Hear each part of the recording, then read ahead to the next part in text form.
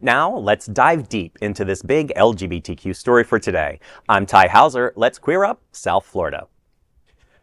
Leading with pride, Michael Riordan joins Pridelines. There's a new chapter unfolding at Pridelines, one filled with promise, purpose, and pride. Pridelines South Florida, homegrown LGBTQ support and empowerment center, has announced Michael Riordan as its new Interim Executive Director. Riordan replaces Dr. Edward Summers as Executive Director and isn't just stepping into a new role, she's stepping into a legacy of service with over a decade of nonprofit experience and a life of lived advocacy. Riordan is a well-known trans community activist in South Florida. Previously, Michael was the Chief Operations Officer at Compass LGBTQ Community Center in Palm Beach County and was the leading face in the organization of Palm Beach Pride. Michael has been a teacher, a union president, a business owner, and above all, a fierce advocate for queer rights. Michael Riordan will bring that passion to Pridelines. Riordan said, quote, "I have long admired Pridelines and the essential service it provides to our community. I'm honored to now be part of this work and look forward to collaborating with the staff, board, and community to ensure that Pridelines' mission, values, and impact continue to thrive. In these challenging times, I believe deeply in our collective strength, and together we have a strong foundation for the future." As a transgender woman and two-time OUTSFL Florida Best Transgender Activist, Michael leads with authenticity, integrity, and heart. Her leadership comes at a crucial time as Pridelines continues to offer life-affirming services, from mental health counseling and HIV prevention to youth programs and cultural events. Pridelines, I think, offers a great service. I'm glad to see that they have, a leader who sounds at least like she's very dedicated and willing to kind of pick up the mantle and run strong with it. Experienced. Mm-hmm. Yeah. Really important too, yeah. And with government funding being cut for LGBTQ services and a lot of services, not just LGBTQ, all these nonprofits that are trying to take up the slack and help people, we need to support in any way we can.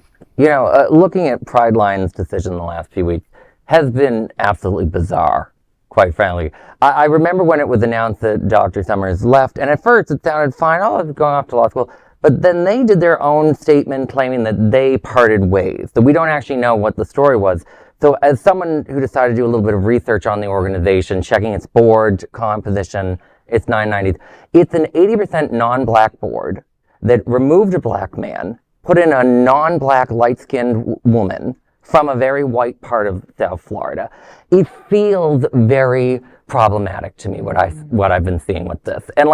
And they won't clarify. You know, they said they parted ways with him, and then they started saying, well, we don't answer why people leave him. But you just said that you parted ways, not that he parted ways. Like, this feels very odd. The fact that South Florida's had to report that he's gotten counsel. It smells bad. You know, I can't say it's racist what we're seeing, but there's an old political philosopher that said, if it looks like a duck and quacks like a duck, it might be a duck. But my advice to this interim ED, because I don't know if she's trying to be long-term or not, I would say the best thing to do is to start a search committee for a permanent ED, whether that's for you or someone else, and also launch an investigation into your board of directors. How did this decision come back? Was this just a bad PR miscommunication, or was there actual wrongdoing on the part of the Pridelines board? I know they haven't had much change in their board in the last couple of years.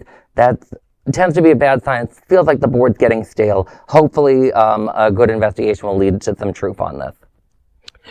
Well, as someone who do negotiation and mediation for a living, I agree that some facilitation might be in order for this. Obviously, no organization want to be bound to litigation for years and years and years and years. And hopefully, this will move things along so that, you know, we can come to a proper conclusion of events. And also for us as a community, just to understand what happened. Exactly. Well, at least while Michael's there, I hope she's able to bring her energy and her activist spirit there and have success doing so. Yes, and if there is some contention that we don't know about, an interim is a good move. It's a way to sort things out so that the next person has a smoother ride. And I think you would agree with me, and if you don't, that's fine. You can let me know. But I think that she deserves our support as someone who's coming into obviously an organization that's important to the community. I think we all do want to see Pridelines succeed. She deserves a chance to demonstrate that she can do good. Absolutely. Absolutely. Yeah. Well, that is a big LGBTQ story for today. There's no other queer nonprofit media platform like this in the entire world. Support our LGBTQ stories by subscribing and sharing Queer News Tonight.